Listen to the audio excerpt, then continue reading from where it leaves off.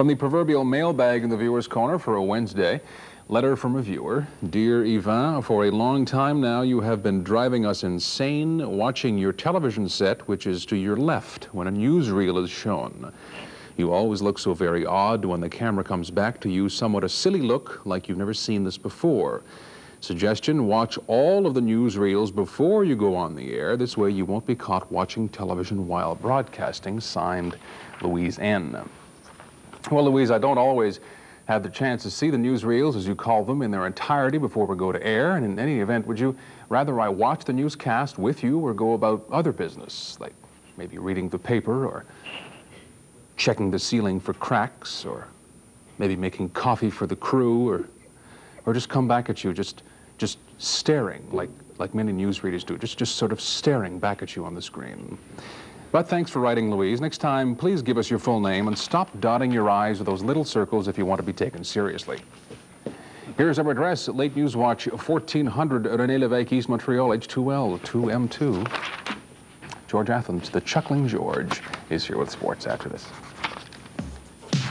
From the proverbial mailbag in the viewer's corner for a Wednesday, a terribly nice letter from Mr. and Mrs. Max Nevine of Longueuil.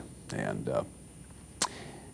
Max writes, my wife keeps bugging me about your exquisite taste in clothes. The cut of your coat, the fine shirt, the well-chosen tie. Thank you so much.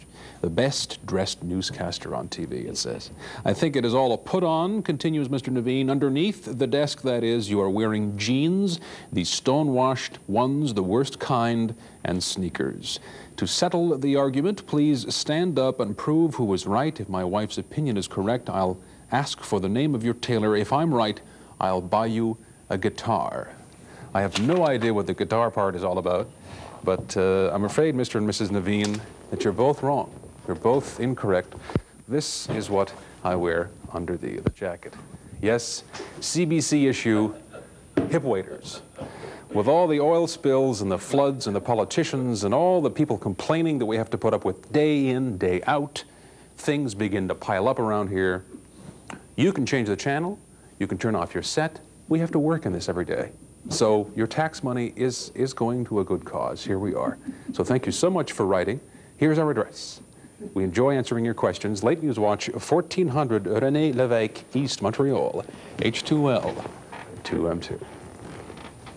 Somehow you probably knew that, didn't you? George, if he recovers, we'll have sports after this. Odds and ends in the viewer's corner for a Wednesday. Tonight, wire photos from the relatives of famous people file. In our first photograph here, we see Arlo Guthrie's younger brother Elroy and Otto Preminger's younger brother Tony. They're flogging a new pacemaker battery, which can be worn outside for easy replacement, on clothing or in a shirt pocket. Tony on the right had a pacemaker installed a couple of years ago to deal with the rare heart condition. The old-style batteries were so unreliable, every time he sneezed, his VCR would fast forward.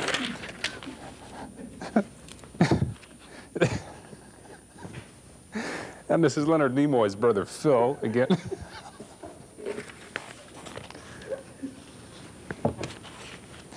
I can't. I need a vacation.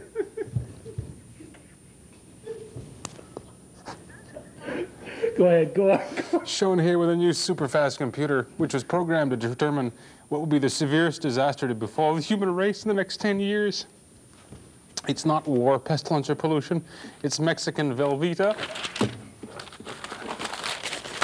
There's the address.